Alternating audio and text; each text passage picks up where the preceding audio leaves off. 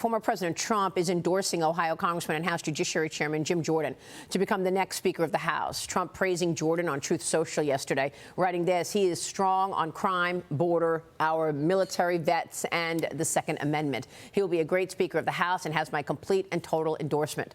Yesterday, the former president said that he planned on attending the House's forum this coming Tuesday and pitching himself as a temporary Speaker until the Republicans can unite behind one candidate. The GOP conference is also planning to have an in-person meeting on Monday night ahead of Tuesday's forum. I'm looking at a Cowen Washington research report this morning, and the analyst there says we're unlikely to have a resolution on the Speaker by the vote next Wednesday, which means continued paralysis in the House. We now have 42 days before the government runs out of money. Here we go again. You know, the whip count before President Trump's announcement was pretty even with Steve Scalise and Jim Jordan, of the members who were publicly saying that they were endorsing one or the other. I think that last night's endorsement from President Trump is going to cause a surge of House Republicans who are going to be willing to and want to come out publicly and support Jim. Quite frankly, there might be some members who might end up not supporting him because of it, but I think that he'll get more support than not.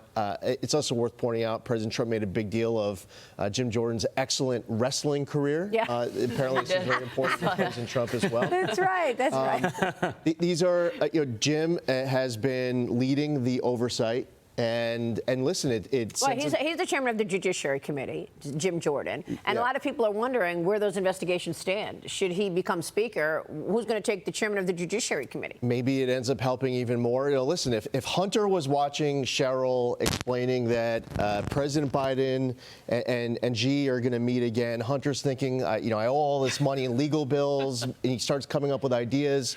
If you have a Speaker, Jim Jordan, maybe that prevents Hunter from clicking send on that WhatsApp message saying, hey, Dad's coming over. Don't make me tell him that you're not paying off my $10 million. Yeah, great point. But look, this analyst at Cowen is writing this. Trump's name has been floated, though per House GOP rules. I want to get your take on this. Per the rules, he is not currently permissible, as they require a leader to step aside if indicted for a felony that carries the potential of 2+ years in prison. So how does that play into all of this? Well, this is what the Cowen analyst is pointing out. Exactly. The politics of the trials, of the tribulations that are happening in courts against the former president. Exactly. I thought it was interesting. I did love the Truth Social post, to your point, Lee, when you talked about Jim Jordan's sports career. But at the same time, I think what's interesting is that with Steve Scalise and with Jim Jordan as well, these are both very powerful, strong voices. There seems to be a lot of support for both, Lee. Maybe, correct me if I'm wrong. But I know there's others that are thinking about putting their ring in the hat. But I think for the markets and for the American people, it'd be nice to get a resolution sooner rather than later. And even if there are members supporting Scalise or Jordan, that doesn't mean that they're a no for the other person on the floor. And the thing is, though, you need 217 votes. There are a couple of vacancies right now. But the big question is whether or not whoever gets the vote in conference, getting a majority of the conference, I could see that happening on Wednesday. Going to the floor and getting 217, that's a whole other challenge. Steve Scalise has the advantage of not just being a majority leader. He used to be the whip. There's a big whip operation. The majority whip, Tom Emmer, is supporting him. Yeah. So that infrastructure definitely helps him. But I think that President Trump's endorsement is something that will give Jim momentum today, I think, with a lot of members who will be coming out publicly and supporting him. So many things that they're going to have to navigate with this Speaker race. Number one, the rules change on the motion to vacate. That was so unfair, what happened to Kevin McCarthy. The fact that 8 people on the Republican side could get all the Democrats rallied with them to actually take out the Speaker. So this is probably a priority for a number of GOPers and the centrists to prevent another, Groundhog's Day, where you've got one person leading a revolt the way Matt Gaetz did for Kevin McCarthy. So that's going to be something that definitely they're going to try to change, I bet. And there are people who are talking about the House Republican Conference as if they're all in disarray and it's all chaos. The reality is 96% of the House Republican Conference was united behind Kevin McCarthy. It wasn't like it was some big civil war and every man for himself and Kevin McCarthy had 30% standing.